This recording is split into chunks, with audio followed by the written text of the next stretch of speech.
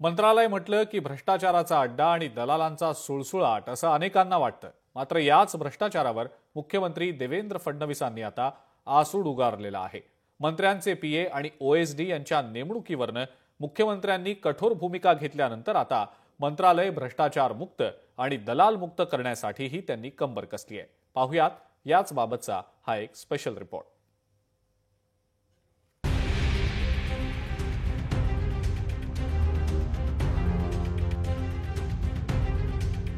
Mister clean फडणवीसांमुळे फिक्सर्सना घाम.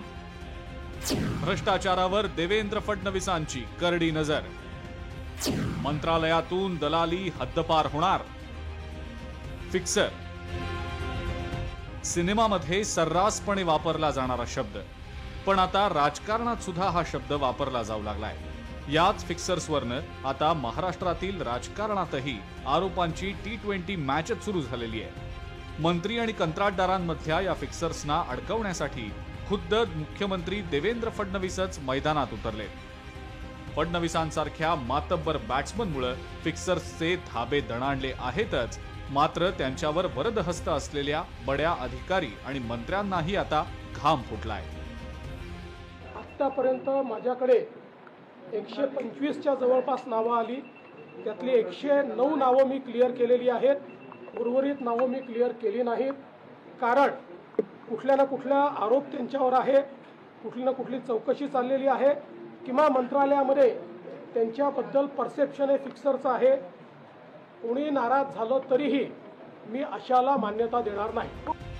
राज्याचा कारभार पारदर्शक आणि भ्रष्टाचार मुक्त व्हावा म्हणून स्वतः मुख्यमंत्री देवेंद्र फडणवीसांनी पुढाकार घेतलाय.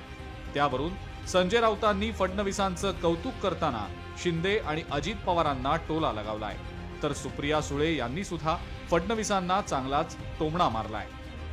मुख्यमंत्री भ्रष्टाचार रोकने के लिए कुछ कदम उठा रहे हैं, तो ये स्वागत योग्य कदम है और हमने उनका स्वागत किया है.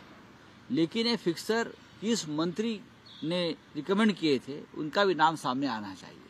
वो जो फिक्सर्स है, चाहे ओएसडी हो चाहे पीए हो, उनके वो किस मंत्री ने उनको रिकमेंड किए थे, किस पार्टी के मंत्री है, वो भी जनता को समझना चाहिए. ओएसडी आणि पीए यांच्यासाठी एक कायदा आणि मंत्र्यांसाठी दुसरा कायदा.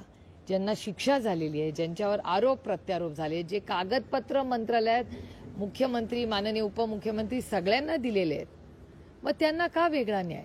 मग जर तुमचं सरकार खरंच भ्रष्टाचार मुक्त असेल तर वॉशिंग मशीन सिलेक्टिव्हली नाही चालणार.